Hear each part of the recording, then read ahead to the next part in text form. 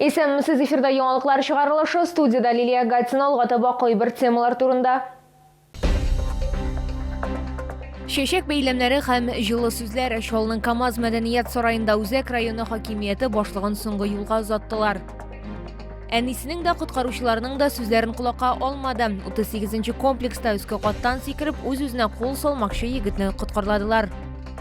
Мөһим мәсьәләләр буенча фикер алыштылар һәм проектлар белән таныштылар. Шалда безнең ишегалды программасын гамәлгә ашыру буенча очрашулар узды. Татарстанда соңгы тәүлектә COVID-19 коронавирус инфекциясы йоктыруның 245 яңа очрагы ачыкланган, шуларның 16-сы 18 яшькә кадәр булганы балалар. Татарстан Республикасы Сәламәтлек саклау министрлыгына хәбәр итүләренчә, 32 кеше хастаханәгә салынган, иң күп авыручылар Казанда 86 кеше һәм Ярчаллыда 22 кеше. Шулай итеп 20 апрельгә Татарстан буенча коронавирус белән авыруның барлыгы 142 очрагы билгеле. Аларның 136,225 терелгән, 248-е узган тәүлектә. Шалның КамАЗ мәдәният сараенда Үзәк районы хакимияте башлыгын соңгы юлга озаттылар. Исегезгә төшерәбез, Искәндәр Галимов көтелмәгәндә 17 апрельдә Камчаткада авачины чоңгы марафоны вакытында вафат булды. Аның белән хушлашырга туганнары һәм якыннары, мәктәптән, башкарма комитеттан, районнан хезмәттәшләре, шәһәр советы депутатлары, предприятие җитәкчеләре һәм битараф булмаган чаллылар килгән иде. Искәндәр Галимов Алексеевск районында туган, Казан дәүләт педагогика институтын тәмамлаган. Армиядан кайткач физика укытучысы булып эшли, соңрак 58-нче мәктәпне җитәкли. 2008 елда оештыру һәм аналитик эшләр идарәсе башлыгы вазифасын башкара. 3 елдан соң Галимовны башкарма комитет аппараты җитәкчесе, соңрак Үзәк районы башлыгы итеп билгелиләр. Теләсә нинди тормыш хәлләрендә дә ул тәртипле, мәрхәмәтле һәм тыйнак булып кала. Он останется в памяти светлым, добрым, порядочным человеком и гражданином. Урына жмакта булсын.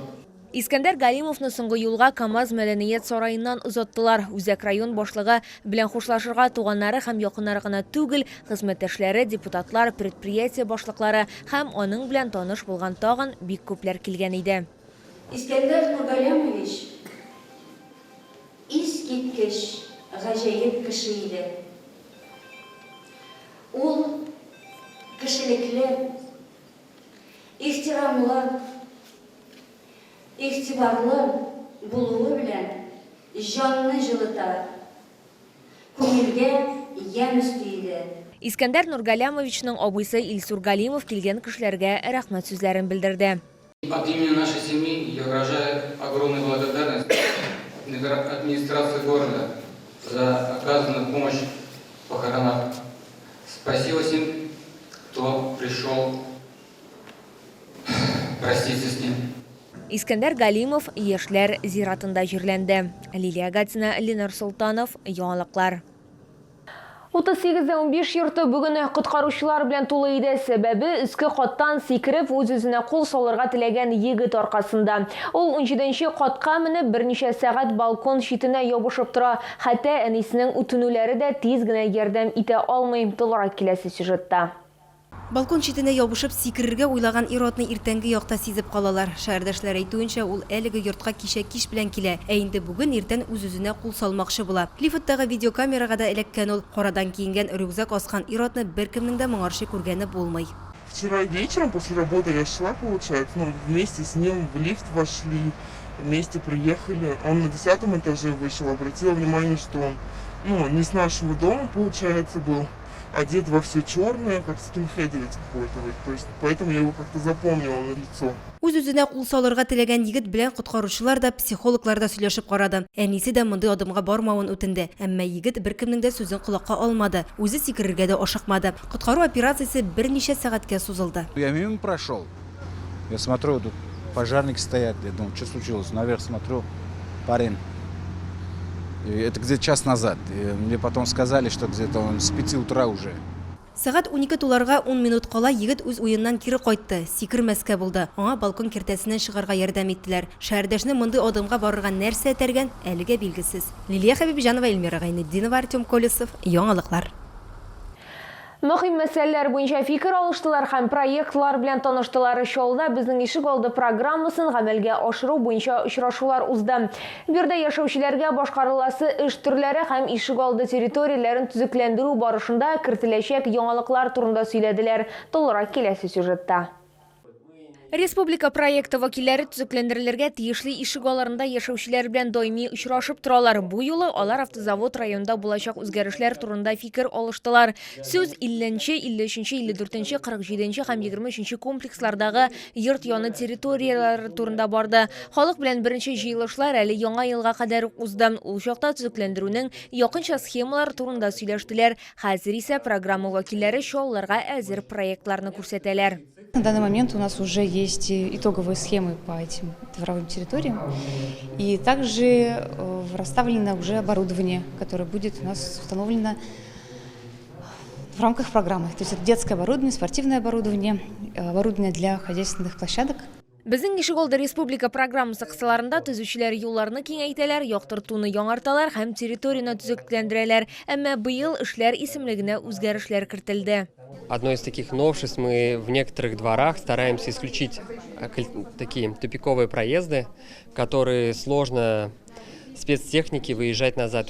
В этом году мы пристальное внимание обращаем именно на такие площадки внутридворовые, многофункциональные, такие асфальтовые площадки, где дети играют мелом, рисуют, общаются и так далее. Моннан тыш проектлаучылар шүбҗие урыннарына да игътибар иттеләр. Хәзер безнең ишек алды программасы кысаларында контейнерлар өчен асфальт майданчыклары булдырылачак.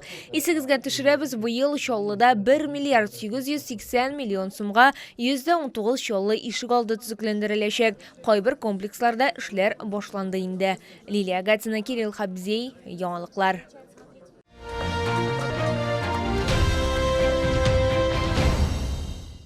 Россиянең үзенчәлекле ярминкәсе Чаллы халкын кунакка чакыра. Ул 20-ннән 23 апрельгә кадәр 32-нче комплекстагы Мегастрой гипермаркеты янында урнашкан павильонда узачак. Бирдә шәһәрдәшләргә сыйфатлы үз киемнәре һәм татлы ризыклар тәкъдим итәләр. Россия күләм ярминкә Чаллы халкын киң ассортимент белән каршы ала. Хариус, чавыча, омуль балыклары һәм ит деликатеслары, сулугуния рулеты, Белоруссия козылыгы, тәмтем яратучыларга йогурт, шоколадлы җиләк-җимешләр, мангалы, хәлвә һәм искитәрлек кырым чәйләре тәкъдим ителә. Ярминкәдә зәвыклы үз киемнәре дә бар. Финляндиядән сыйфатлы курткалар, җәйгә матур күлмәкләр сатып алырга мөмкин. Моннан тыш агыштан ясалган шкатулка, кәрҗин кебек кул эшләнмәләре дә бихисап. Чаллы халкын 19 апрельдән 23 апрельгә кадәр 32-нче комплекстагы Мегастрой гипермаркеты янында көтеп калалар.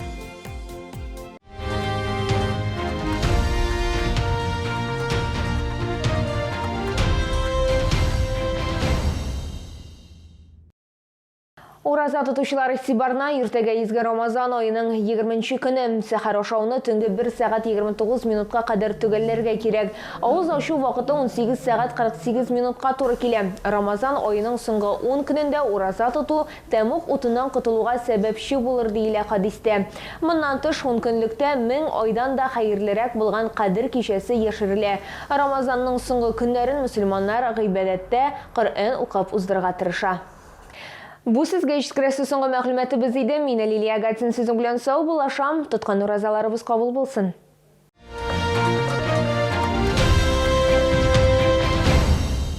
Санаторий Шифалы-Суйжминвода предлагает программу для лечения и профилактики хронических заболеваний дыхательной системы «Свободное дыхание». Повышайте иммунитет и укрепляйте противовирусную защиту организма. Приглашаем на зеленую неделю саженцев, рассады и инвентаря с 27 апреля по 1 мая. Выставочный центр «Экспокама».